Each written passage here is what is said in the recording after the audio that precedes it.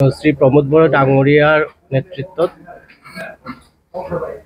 কোকৰাঝাৰ তথা বিটিচি অঞ্চলৰ সাংবাদিকসকলৰ কাৰণে বিভিন্ন পদক্ষেপ লোৱাৰ আপোনালোকে গম পাইছে।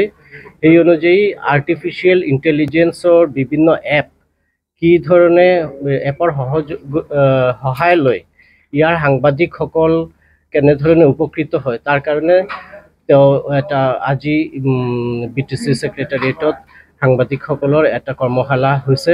এই কৰ্মশালাত আয়োজন কৰা হৈছিলে কি ধৰণে সাংবাদিকসকল ইয়াৰ দ্বাৰা উপকৃত হয়। অসমত এটা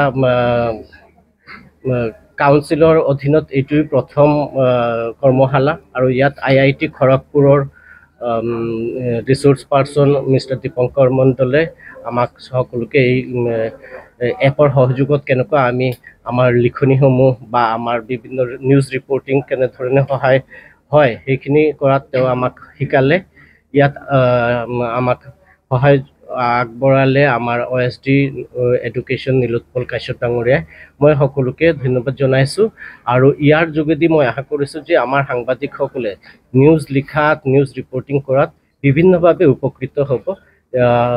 সেইকাৰণে এই BTC প্ৰধানৰ এটা কথা তেওঁ কোকৰাঝাৰ আৰু ইয়াৰ ওচৰ চুবুৰীয়া যিকেইটা BTCৰ অধীনত জিলা আছে তাৰো সাংবাদিকসকলৰ কাৰণে এই ধৰণৰ আয়োজন কৰাৰ কথা তেওঁ চিন্তা চৰ্চা কৰিছে। আমাৰ যিজন চিফ প্ৰমোদ বড়ো ডাঙৰীয়া তেখেতৰ মানে মনটো মানে ভাল, তেওঁ ভাবে যে আমি সোনকালে আমাৰ BTC যিটো নতুন টেকন'লজি যি নতুন প্ৰযুক্তি আছে তেওঁ সেইখিনি প্ৰযুক্তিৰ লগত আমাৰ বড়োলেণ্ডৰ মানুহক কেনেকৈ আমি কানেক্ট কৰিব পাৰোঁ তাৰ বাবে চিন্তা চৰ্চা কৰে। আৰু সেইটোৰ ফলস্বৰূপে তেওঁ ভাবিলে যিহেতু আমাৰ জনতা আৰু চৰকাৰৰ মাজত যিটো গেপ সেইটো ফিল আপ কৰে আমাৰ সাংবাদিক বন্ধুসকলে।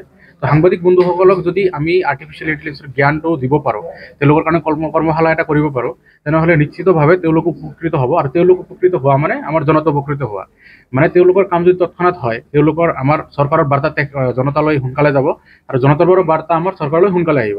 আৰু এইটো যিটো আমাৰ চেনেল, যিটো আমাৰ ক'ব পাৰোঁ যে যিটো বাৰ্তাবাহক যিটো চেনেল, সেইটো যদি আমি ঘৰতকৈ কৰিবৰ কাৰণে যিখিনি চেষ্টা আৰু আমাৰ চিফ ডাঙৰীয়া যিখিনি কৰিবলৈ চেষ্টা কৰিছে সেইখিনিও আমাৰ প্ৰশংসাৰ যোগ্য। আৰু সেই মৰ্মে মোক মাতিছিলে, মই ইয়াত আহিলোঁ, আপোনালোকৰ লগত লগ হ'লোঁ আৰু আপোনালোকৰ যিখিনি মানে এনথুচিয়াজম দেখিলোঁ এইখিনি শিকি আপোনাৰ কাম ঘৰতকৈ কৰিবলৈ নিউজ ৰিডখিনি বা নিউজ বনাবলৈ যিখিনি ঘৰতকৈ কৰিব সেইখিনি কৰিবলৈ যিখিনি আপোনালোকে কাম কৰি সেইখিনি প্ৰশংসাৰ যোগ্য।